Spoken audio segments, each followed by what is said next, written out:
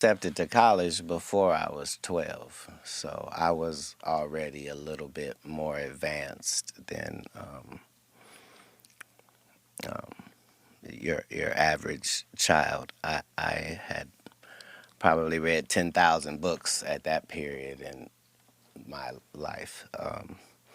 So I was blessed in that way. But as you know, you can't really just live on that. So God navigated where I was able to see the um, underworld, if you will. So I go from my parents' house in Ohio to Miami, Florida by myself. I don't know nobody.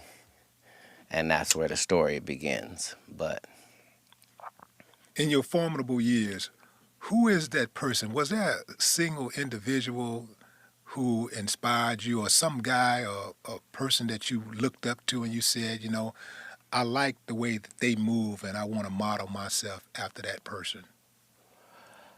yeah, this is going to be a weird answer. Yes, that's one of the things that I was probably the best at. I did it with anybody and everybody. So when I was going to the library, I wasn't reading fiction books. I was reading nonfiction books, and it didn't matter what it was. I know whatever's in this book, I don't know what it is. So I might have read like 1,000 autobiographies, just the life of people that I don't know. And when you do that, you find out that if you were trying to learn something from everybody, you could actually learn something from every single person Mm, that you met. And so it's that type of thinking that helped me avoid the pitfalls as I saw them.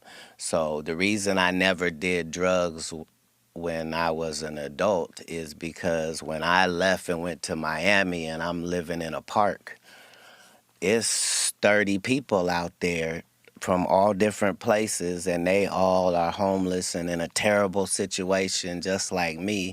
And they telling me that they used to be lawyers and doctors and nurses, and I'm going, well, what happened? And all of them is telling this story where everything in their life was fine, and then they dealt with this drug, and this is where it ended them out.